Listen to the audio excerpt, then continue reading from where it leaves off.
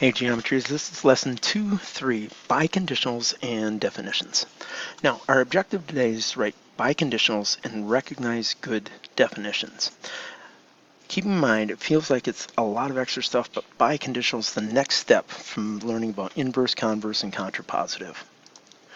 Now, a conditional is a statement that is true, or I should say a biconditional is a statement that is true and combines the conditional and converse of an original statement. You join the pieces of a biconditional with the phrase if and only if. You could also shortcut that as IFF. A definition is good if it can be written as a biconditional. Now, what is the converse of the following true conditional? Okay, so I've got my conditional, and I've got it marked in blue, my hypothesis, and I got it marked in green, my conclusion. And when I do this, I have the original if-then statement, and all I'm going to do is rewrite it with switching my hypothesis and conclusion. So it becomes, if two angles are supplementary, then the sum of the two angles is 180 degrees. Now it's my job to consider if the two statements, conditional and converse, are true. The original, if the sum of the measures of two angles is 180 degrees, then the two angles are supplementary, is true. The converse, if two angles are supplementary, then the sum of the two angles is 180 degrees, is also true. So that is a true converse. Therefore, I can write a biconditional which takes P implies Q and Q implies P, the original statement and its converse, and then I write it as a biconditional. And this double-headed arrow is implying that I've said a biconditional using the term if and only if. Two angles are supplementary if and only if the sum of the two angles is 180 degrees. Okay, now let's do this again. I have an original conditional. If two angles have equal measure, then their angles are congruent. I identify my hypothesis, and I identify my conclusion, and I switch them because I'm writing the converse. If two angles are congruent, then the angles have equal measure.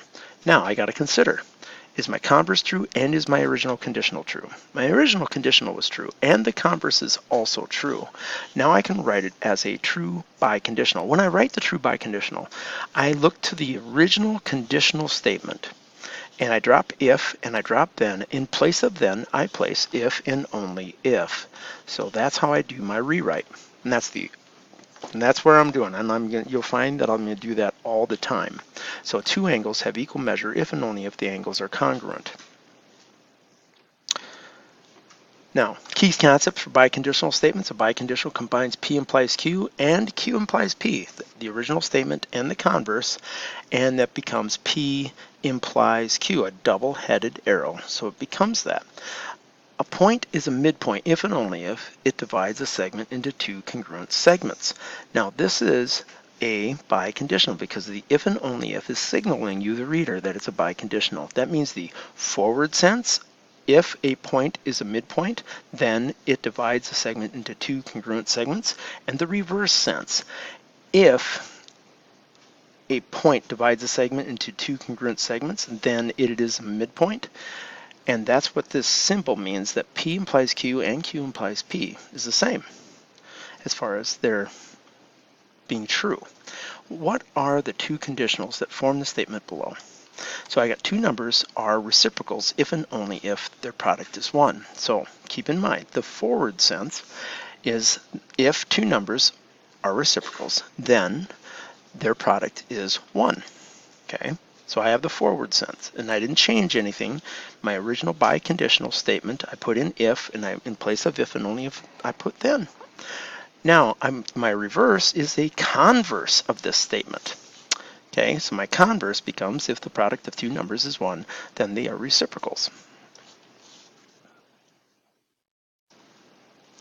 In lesson 1-2, we learned undefined terms. Undefined terms are things that we understood the meaning of intuitively. They are building blocks of geometry. Our undefined terms were point, line, and plane. We use these terms to define other terms such as segment.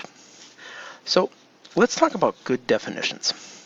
Their uses, clearly understood terms. Good definitions uses clearly understood terms, terms that are commonly understood or already defined, like point, line, and plane.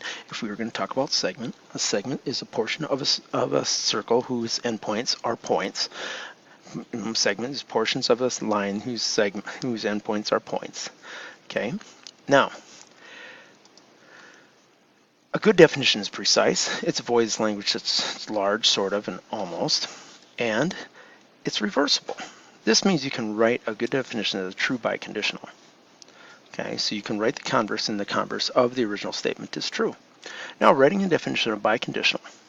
Is this definition of quadrilateral reversible? If yes, write it as a true biconditional. First of all, this isn't just a statement. A quadrilateral is a polygon with 4 sides. I've got to write it in if-then form, my original conditional, and it's got to be true, for me to even continue on.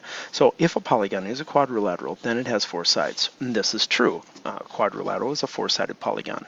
Now, if I write its converse, if a polygon has 4 sides, then it is a quadrilateral, is also true. Okay, so since both of these are true, I can now write a true biconditional. And how do I do it? I go back to the original statement, I drop if, and I just write a polygon is a quadrilateral if and only if it has 4 sides. And that's the 411 on that. Now, it's your turn. Let's have you give a chance on it. Is the definition of a straight angle reversible? If so, write it as a true biconditional. So I've got a definition of a straight angle as an angle that measures 180 degrees.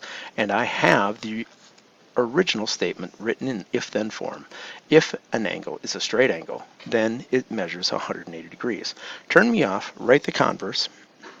After you write the converse, write the biconditional. Now, if you investigate this, if you're going to write the converse, if an angle measures to 180 degrees, then is a straight angle, is the converse. If an angle measures 180 degrees, then it is a straight angle. Now, these are 2 statements, the original and its converse, and they both happen to be true. Since they both are true, I can write a true biconditional. So an angle is a straight angle if and only if it measures 180 degrees. Now, the only way to show a definition is not good is to find a counterexample. Okay, like a fish is a mammal that swims. Well, there are mammals that swim. Humans swim. Dolphins swim.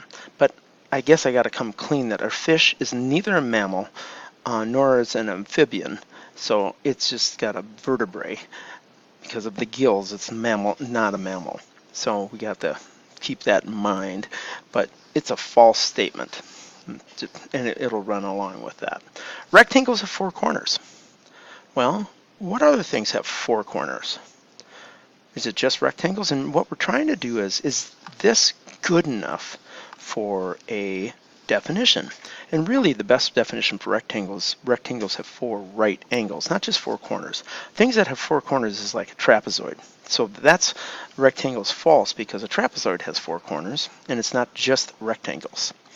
Another one for giraffes are animals with very long necks. I mean, that is, they have a long neck, but there's other ways to define giraffes. Okay, and on top of that, if I'm just looking at long necks, I've got ostriches that have long necks. So I've got a counterexample for that. The next thing is a penny is worth a cent. Well, that's true. That is true, and we defined a penny is worth a cent. But then a square is a figure with 4 right angles. Is only a square a figure with 4 right angles? Isn't a rectangle? Because a square is specific, it has 4 right angles and 4 equal sides. So we got to keep that in mind as well. So false. Rectangles have 4 right angles.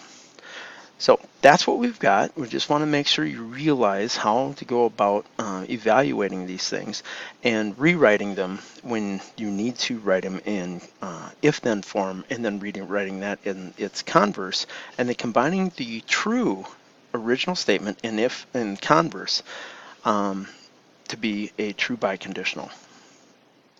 Okay, summary. Use the lesson objectives in your notes to reflect on what we learned today. Objectives: to write biconditionals and recognize good definitions. go to your front page on the inside and check off what you know. Okay, this is something that you should be doing on a regular basis, and if towards the end of the chapter there are some things you haven't checked off, you should talk to your instructor and make sure that you get what's happening. Have a great day.